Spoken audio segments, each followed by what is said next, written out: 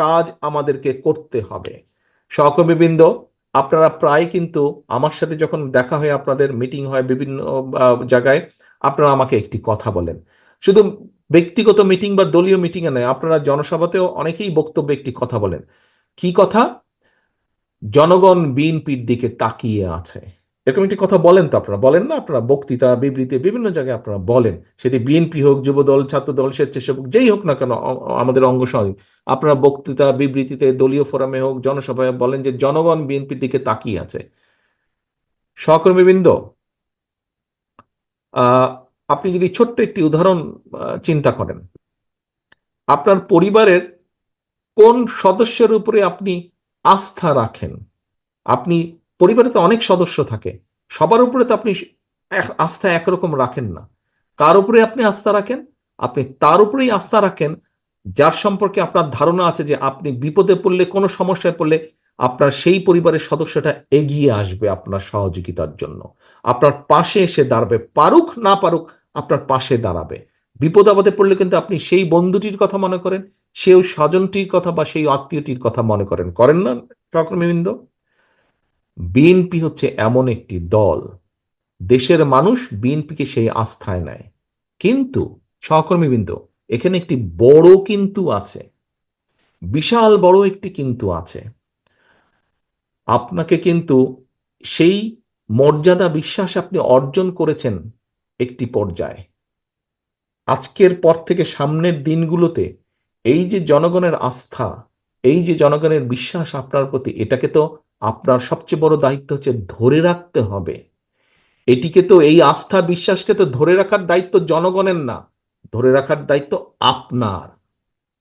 ধরে রাখার দায়িত্ব কিন্তু আপনার, এখানে উপস্থিত প্রত্যেকটা মানুষের, আমি থেকে শুরু করে আমরা উপস্থিত প্রতিটা মানুষের দায়িত্ব হচ্ছে, জনগণ যে আপনার প্রতি আস্থা রেখেছে, জনগণ যে আপনার প্রতি বিশ্বাস রেখেছে, আপনার চলনে, বলনে, কথাবার্তায়, উঠা বসায়, কাজে কর্মে, প্রত্যেকটি ক্ষেত্রে আপনাকে সেই আস্থা ধরে রাখতে হবে। আপনার কাঁধের উপরে কিন্তু বিরাট একটা দায়িত্ব। আপনার শুধু সন্তান, পরিবার, পরিজনের দায়িত্ব আপনার উপরে না, আপনার সন্তান, পরিবার, পরিজনের দায়িত্বতে আপনি যখন পরিবারের সদস্য সেই হিসাবে, কিন্তু আজ আপনি এখানে উপস্থিত হয়েছেন বিএনপির একজন সদস্য হিসাবে, এবং বিএনপির সদস্য হিসাবে কিন্তু আপনার এই কাঁধের উপরে কিন্তু জনগণ আস্থা রেখেছে।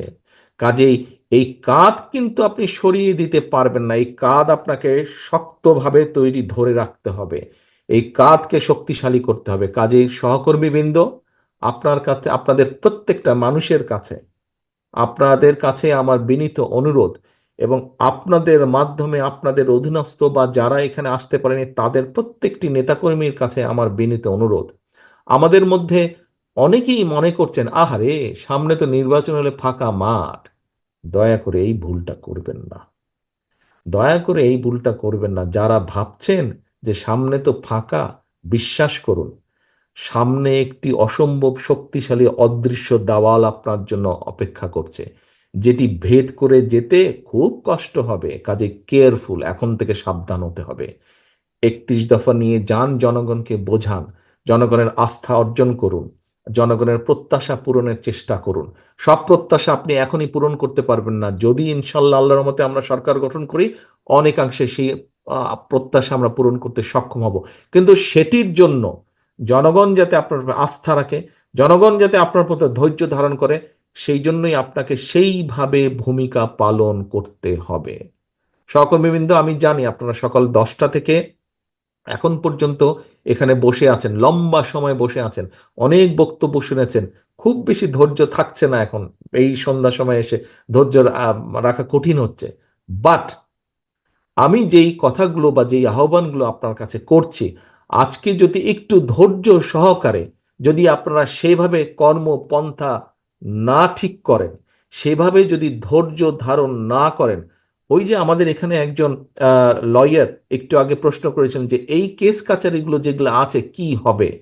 সহকর্মীবৃন্দ, এমনও তো হতে পারে, ইনকেস সেই স্বৈরাচার যে পড়ে গিয়েছে, পালিয়ে গিয়েছে, তারা তো বসে নেই, তারা তো ষড়যন্ত্র করছে। যদি তাদের ষড়যন্ত্র সফল হয়, আপনার এই কেস তো উঠবেই না, বরং এই কারো 10টা থাকলে ওই দ্বিগুণ হয়ে জ্যামিতিক হারে 20টা হয়ে যাবে। সেই সম্ভাবনাও কিন্তু আছে।